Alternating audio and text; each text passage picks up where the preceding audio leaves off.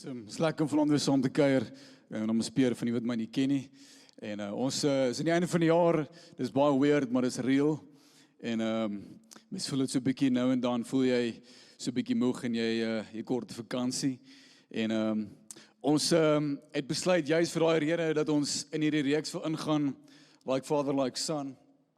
En hierdie reeks gaan ons gebruik of gaan vertrou ons die Here vir 'n spiritual, mental en physical reset in jou lewe. So hierdie Desember tydperiode hier op kampus gaan ons hierdie reeks doen like father like son om net terug te kom na die let's just go back to basics.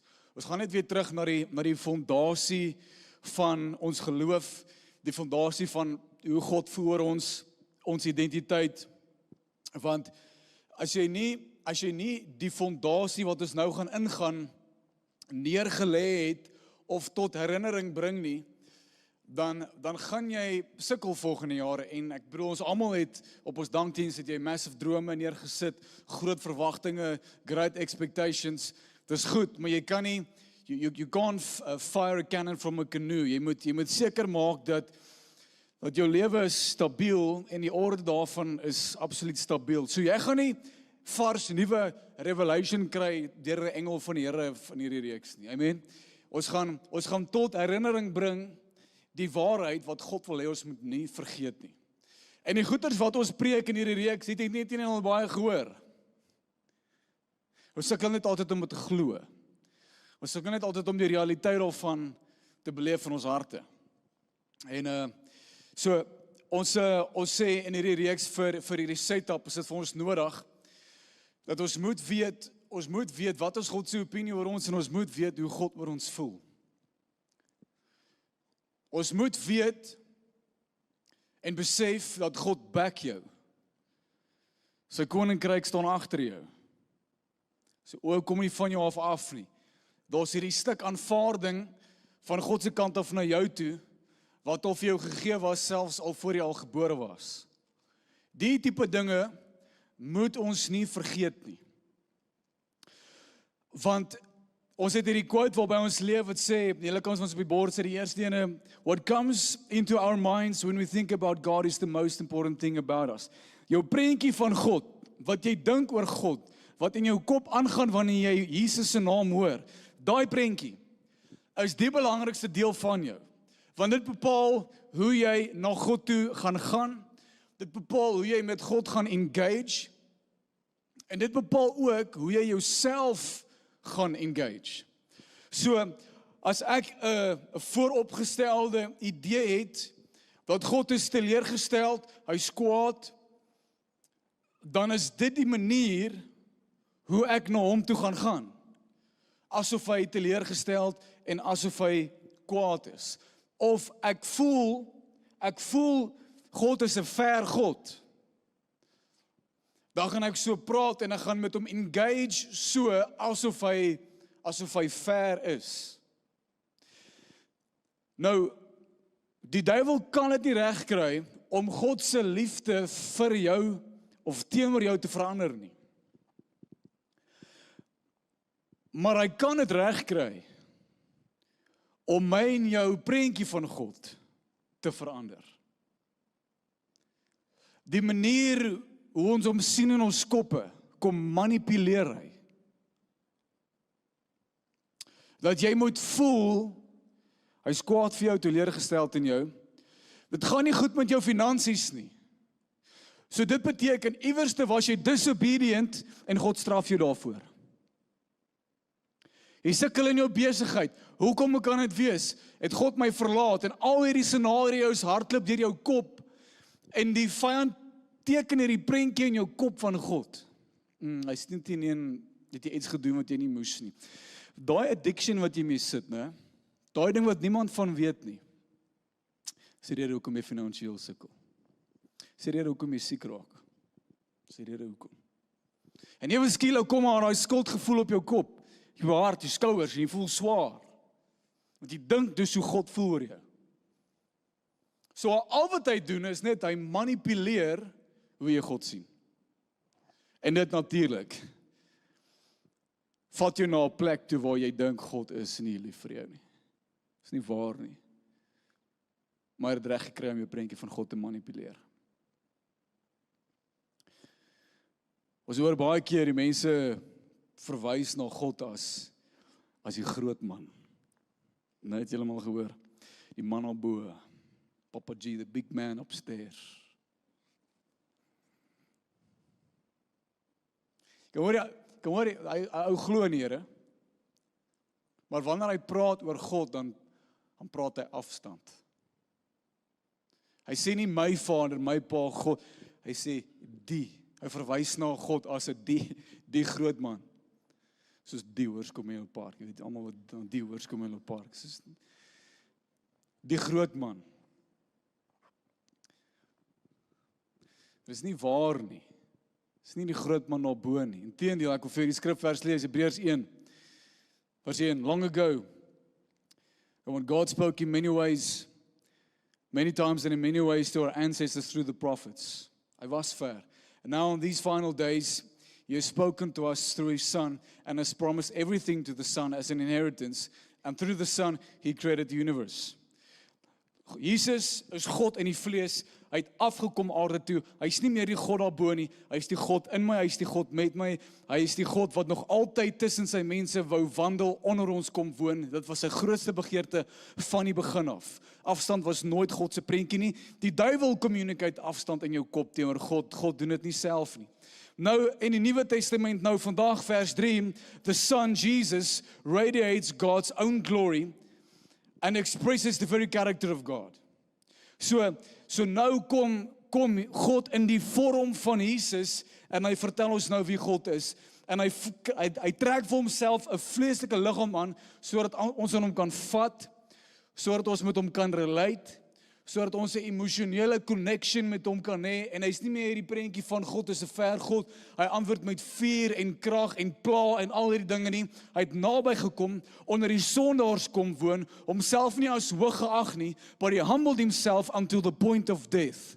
He elevated himself beneath us in order for us to be elevated into heaven. Hy het homself in die hel kom insit, sodat ons in die hemel kan inkom. Dis die God wat ek en jy dien vandag. Amen? En so almal van ons het en ons tema vir vanaand is craving God's acceptance. Ons almal het 'n verlange om te weet dat God aanvaar my.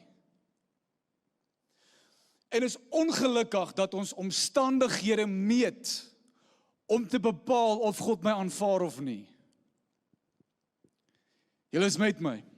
Ons meet omstandighede om te bepaal of God my aanvaar of nie, soos ek nou net gesê het, jy kyk na jou finansies, jy kyk na jou gesondheid, jy kyk na hoe alles gaan rondom jou in die fisiese realiteit en jy bepaal, is daar aanvaarding of nie. Die profeet Jesaja sê, God sê vir hom, I have ordained you as a prophet to the nations even before you were formed in your mother's womb. Selfs al voor jy enigiets reg gedoen het, voor jy enige sonde gedoen het, voor jy enigiets commit het, goed gedoen het of sleg gedoen het God jou al klaar ordain in die posisie van functioning en op hierdie aarde. Hy het jou al klaar in die posisie ingeplaas.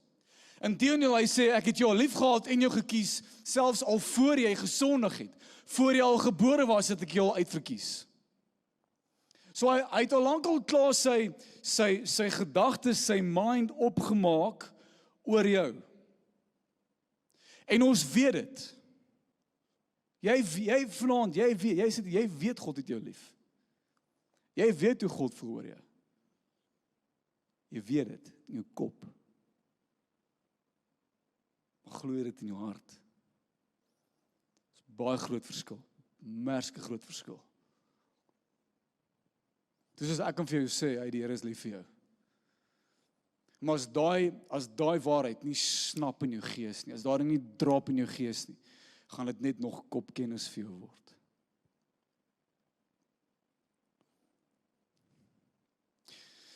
So hier's wat like father, like son beteken. Vader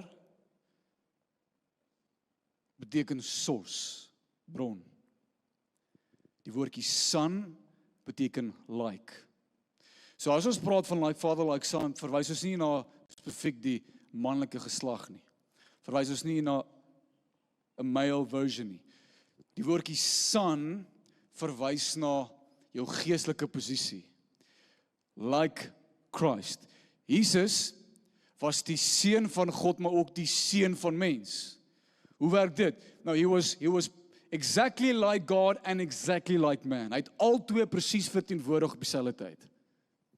So if I say you are a son of God, I am saying you are like God. You carry his DNA, you carry his glory. Dis wat ek beteken. So dames, jy is ook 'n seun vanaand. Amen. If I call you a son, I say you carry his DNA. Die teenwoordigheid van ons Pa, his presence with us, en ek praat nie van sy omnipresence, sy alomteenwoordigheid nie, ek praat van sy manifest presence. As ek dit sê, dan sê ek sy intentionele teenwoordigheid in my lewe. Want jy kan 'n pa wees in 'n huis, jy's daar, maar jy's nie present nie. Sien hoor wat ek sê? Jy's in die huis, maar jou aandag is nie op jou vrou of op jou kinders nie. Jou aandag is daar. Jou teenwoordigheid is daar, maar daar's nie 'n intentionele teenwoordigheid van jou in die huis nie. Die intentionele teenwoordigheid van 'n pa, en ek praat nou van God as ons pa, en ek praat nou van 'n aardlikse pa wat 'n rol speel in sy huis, bring vir jou stabiliteit. Dit bring vir jou, vir die huis sekuriteit, vir die kinders, vir die vrou. Dis vir die pa moet doen, dis vir die vader doen. Hy gee sekuriteit. Hy bring stabiliteit. Hy kom stig identiteit. Dis asof die pa dinge kom ground in die huis. Gaan kyk bietjie. Hoe 'n huisgesin sukkel om stabiliteit te kry as die pa nie teenwoordig is nie. Identiteitskrisisse vorm in die kinders. Die vrou word nie gecultivate nie. En ons nie orde nie, omdat daar nie intentionele teenwoordigheid is van die pa nie. As dit so maak wat ek sê. En so wil ek nie net hê in jou persoonlike lewe moet jy net God imagine, hy is hier so, hy is alomteenwoordig, maar God imagine, en dit is die waar imagine klink soos 'n fairy tale, maar dit is nie eintlik die regte woordkeuse nie. Hy is intentioneel betrokke in my lewe. Hy is intentioneel daar, want as ek nie mediteer op God se teenwoordigheid in my lewe nie, as ek nie mediteer op hoe oor my voel nie, dan gaan ek onstabiel voel. Ek gaan 'n identiteitskrisis hê. Ek gaan onseker wees van myself. Hierdie dinge gaan 'n realiteit wees in my lewe. Maar God wil intentioneel wees by jou. 'n ander ou, Philip, ek bedoel, hy het hierdie ding heeltemal gemis. Jesus was in sy teenwoordigheid, maar hy het nooit Jesus se hart opgetel nie. Ek wil vir jou lees in Johannes 14, hoor hierso. Philip sê vir hom, Lord, show us the Father, and it is enough for us. Maar hy besef nie, God homself in die vorm van vlees sit voor hom. Sit daar, en hy mis hom. Vers 9, Jesus said to him, I have been with you so long and you still do not know me, Philip met 'n vraagteken.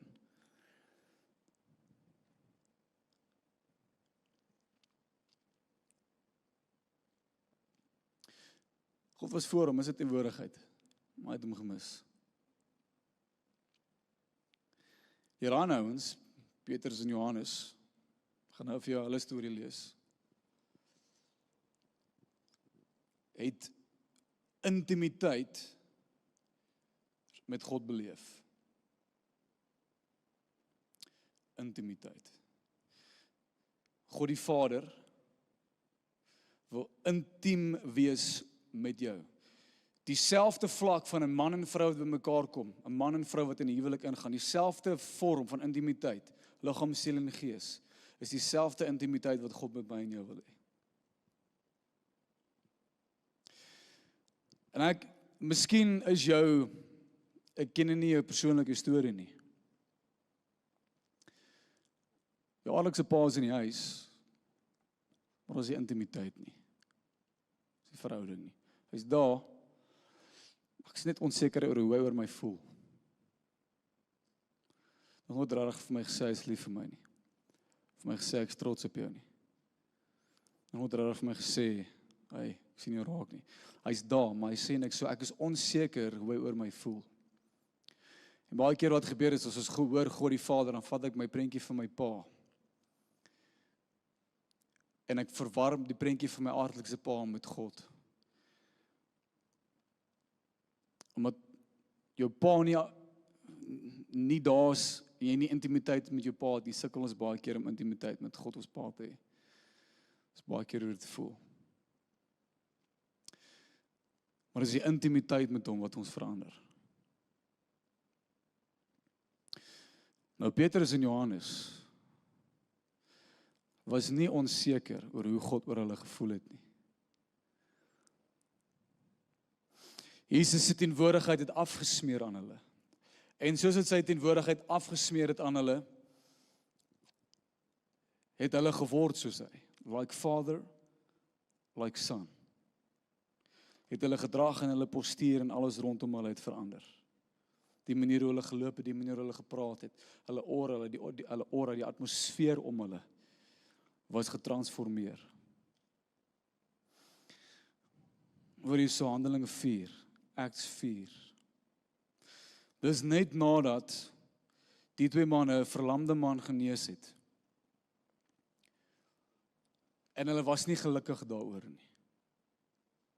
Maar die twee ouens het intimiteit gehad met Jesus. Vers 13. The members of the council, die ouens wat hulle aangekla het, were amazed when they saw the boldness of Peter and John, for they could see that they were ordinary men with no special training in the scriptures.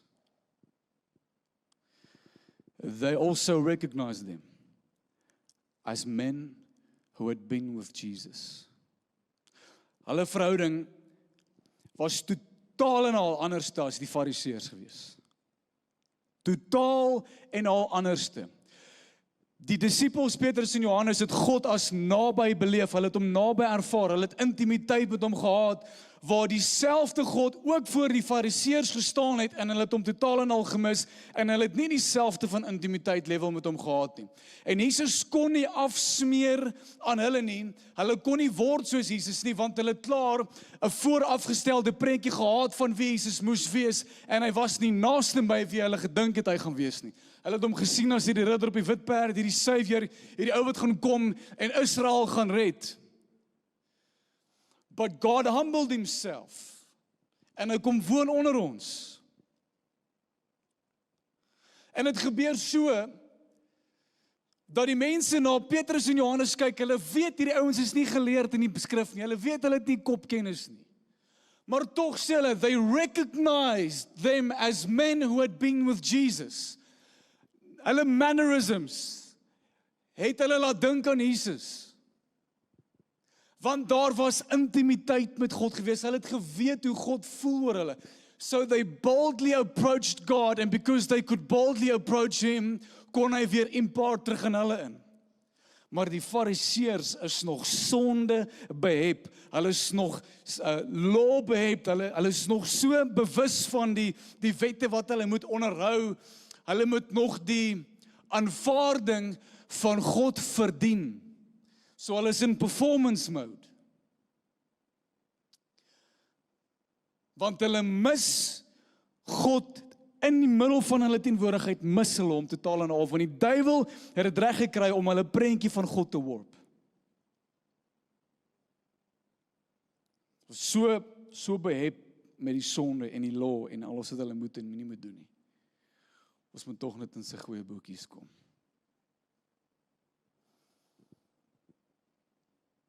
Maar die Fariseërs selfs toe Jesus op die Sabbatdag iemand genees,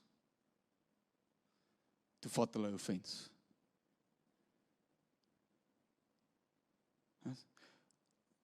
Die Here het nou net iemand genees, dis goed. Nou is jy kwaad daaroor, want daar het 'n wonderwerk gebeur op die Sabbatdag en jy is kwaad daaroor. Van wanneer af is daar iets verkeerd daarmee om iets goed te doen? Verstaan julle hoe ver af was hierdie Fariseërs? Dat hulle kon nie eers meer goed raak sien nie. Hulle was so behep om net in God se goeie boekies te kom. Dat hy kon nie eers 'n wonderwerk doen nie. Hoor wat sê Jesus vir hulle. Lukas 14. On the Sabbath day, Jesus went to eat dinner in the home of a leader of the Pharisees, and the people were watching him closely. There was a man there whose arms and legs were swollen. And Jesus asked the Pharisees and the experts in religious law, dis nou die teenoorgestelde van Petrus en Johannes. Is it permitted in the law to heal people on the Sabbath day or not? When they refused to answer, Jesus touched the sick man and healed him and sent him away. Then he turned to them and said, which of you doesn't work on the Sabbath? If your son or your cow falls into a pit, don't you rush to get him out?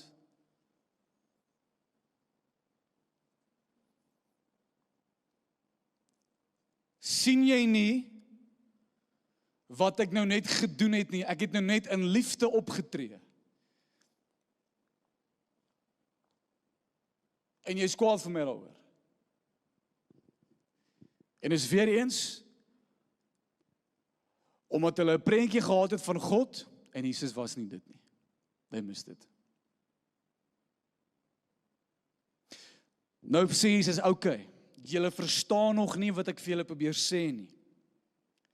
Julle is nog nie lekker by nie. Lukas 15. Kom ek gee nou vir julle, en Jesus maak hierdie storie op, hy verduidelik hierdie parable van the prodigal son, the lost son. Hy sê, julle is so behep met die wet, maar kom ek verduidelik gou vir julle, want julle slap dit nog steeds nie. Hy sê, verbeel julle, Fariseërs, verbeel julle, ons 'n pa met 2 seuns. Albei lief vir die pa in die huis. En die een seun sê vir die pa, geef vir my erfenis. Ek wil dit nou hê. En die pa keer dit goed en hy gee vir hom die erfenis. En die seun besluit, hy gaan sy pa se huis verlaat. Gaan spandeer al sy geld op prostitusie, vleeslike begeertes. Hy blaas al sy geld. Moeilikheid kom in die land in, en daai man verloor alles, en hy vind homself met niks. Hy raak so desperaat vir kos, vir geld, hy gaan werk as 'n slaaf, om die varke te voed. Die Fariseërs kyk vir Jesus en sê, ja, ons hoor jou, okay. Nou varke in die Joodse kultuur is slegs, vuil. Is nie 'n rein dier nie. Moenie my vergelyk met 'n vark nie. So die Fariseërs het verstaan die weight van die storie wat hy vir hulle vertel. So die ou het sy pa abandon. So ja, ons verstaan dit. En terwyl die ou daar sit, toe kom hy tot sy senses. Vers 17 sê, when he finally came to his senses, he said to himself, at home, even the hired servants have food enough to spare, and I'm here dying of hunger. So I will go home to my father and say, Father, I've sinned against both heaven and you, and I am no longer worthy of being called your son. Please take me is a hired servant. Seun sien homself nie meer as worthy nie. Fariseërs kyk na Jesus en sê, ja, ons verstaan. Maak sin. Dis akkuraat. Hy het sy pa verlaat, so dit moet wees. Hy moet nou as 'n slaaf terugkom, want hierdie seun moet homself nou eers weer bewys, hy moet nou eers weer die wet voltooi, hy moet nou eers weer in performance mode ingaan. Shame on him. Fariseërs stem saam tot nou toe. Vers 20. So he returned home to his father. And while he was still a long way off, his father saw him coming, filled with love and compassion. And he ran to his son, embraced him, and kissed him.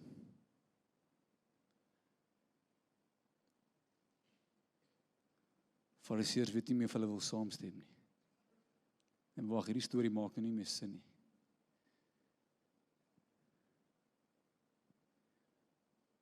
His son said to him, Father, I have sinned against both heaven and you, and I am no longer worthy of being called your son.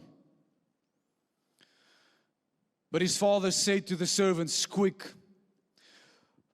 bring the finest robe in the house and put it on him. Get a ring on his finger and sandals on his feet. Want die Jode verstaan presies, die Fariseërs verstaan presies wat nou besig is om te gebeur, want die vader se opinie oor die seun het glad nie verander nie, want die klout wat hy nou nie meer sy seun beklee, sê hy, hierdie is my seun in wie ek welbehaag, dis wat die klout verteenwoordig het, want wat ook al jy gedra het, jou fisiese kleed, het jou status verteenwoordig, het jou identiteit verteenwoordig binne in die community. En net daar en dan, sonder dat die seun enigiets reg gedoen het sy pa hom net kom herinner aan wie hy is. Ek beklee jou. En die seun trek hy kleed aan en ewe skielik is sy dignity, sy identity, alles is restored in een oomblik net met daai kleed wat op hom gesit is. Kan jy net daai sense of aanvaarding weer beleef. Die Fariseërs se koppe breek, hulle verstaan nie hierdie prentjie nie, dit maak nie vir hulle logies sin in hulle koppe nie, want dit is nie iets wat jy kan verstaan nie in jou kop nie, dit is iets wat jy moet beleef.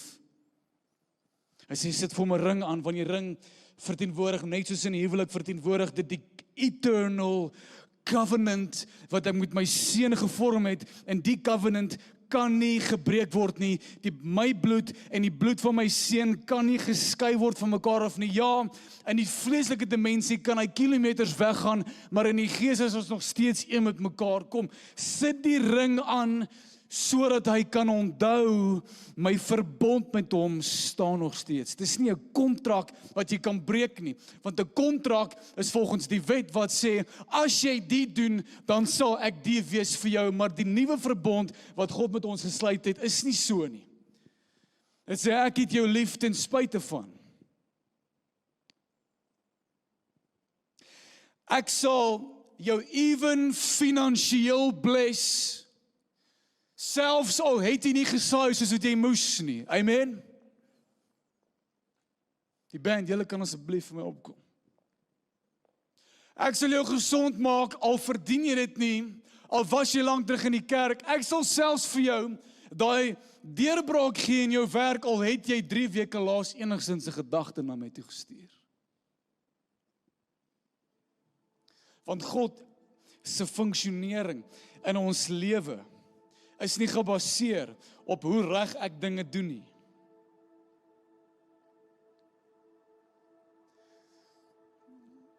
Sy funksionering en sy intentionele teenwoordigheid na ons toe is net omdat hy ons lief het. Hoe sou ons voel? Sy mind is klaar opgemaak oor jou. There's nothing you can do to change it. En hierdie seun wil bekleed met sy kleed en sy ring net sodat hy kan onthou.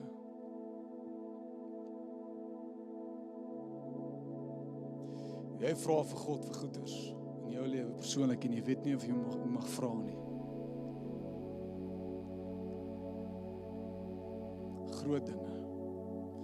My twyfel so sterk in hoe God oor jou voel. Hierdie paar slagbeeste groot, hy gooi 'n party. Omdat hy net weer kan intimiteit met sy seun hê. Jy vra God vir dinge, maar jy voel skuldig as jy hom vra vir dit. Want jou performance was nie op par nie. Jy het nie volgens die wet geleef nie. Jou Christelike leefstyl was nie soos hy moes wees nie.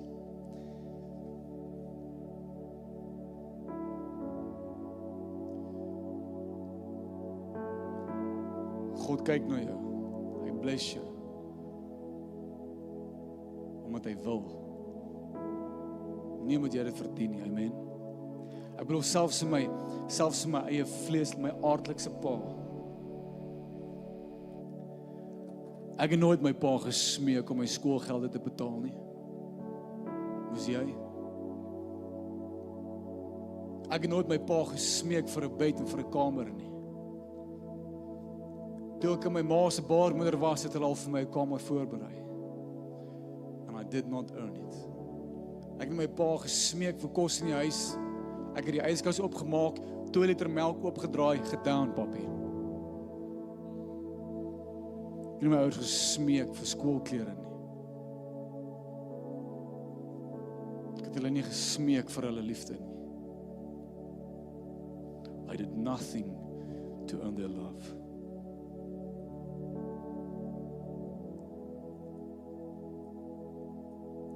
Hoeveel te meer nie Jesus homself nie. Hy bless jou. Hy is goed vir jou. Want hy is jou pa. En hy desire intimiteit met jou. Bro, jy het al van my stories gehoor. Jy het al vir my 'n kar cash gegee. En ek het nie eers gesaai nie.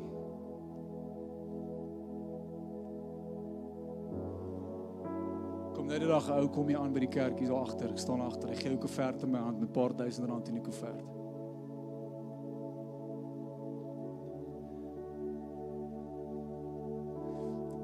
Ek haal my foon uit, kry 'n WhatsApp. R6000, be blessed.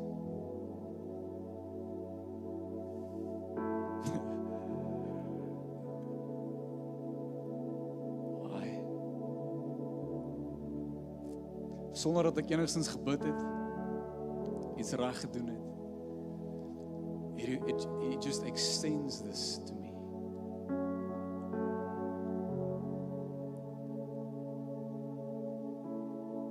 Hoe vra die som my so staan, ek wil graag vir jou bid vir hierdie.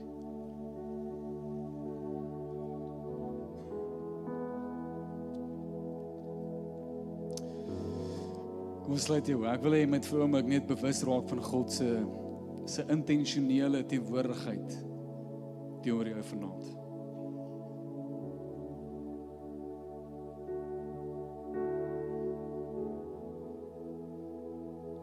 Kom aan, jy kan 7 dae gaan vas.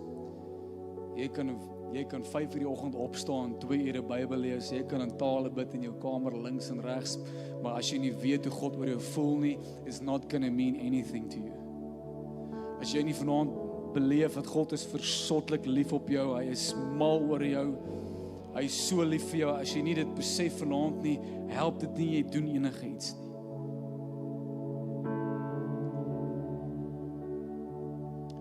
En so Heilige Gees, kom bid ek vir elke man en vrou hier vanaand, Here, wat 'n verlange het na U, wat 'n verlange na aanvaarding het, Here.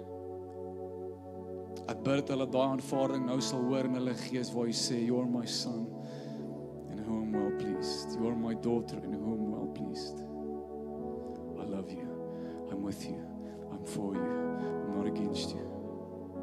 Come on. I will look after you. I will provide for you. I will sustain you. I will sustain you. I will sustain you because you're my son. You're my child. I will sustain you. Hoor hierdie woorde vanaand, familie. God says, I will sustain you. I will keep you. I hold all things together by my power because I extend my grace to you and my grace will elevate you. And as I elevate you, my blessings will come upon you. And you'll be so blessed. No eye has seen, no ear has heard the good things that God has planned for those who love Him. And God will come through for you, because you're His child. En Vader, ek bid, Here, waar ons hierdie volgende worship song gaan ingaan, waar ons die blessing gaan sing, mag ons beleef, Here, hoe ons kom bless, omdat U so lief is vir ons, Here, nie omdat ons het verdien, Here. Kom bedien ons in hierdie song, hierdie krag van die Heilige Gees, in Jesus se naam.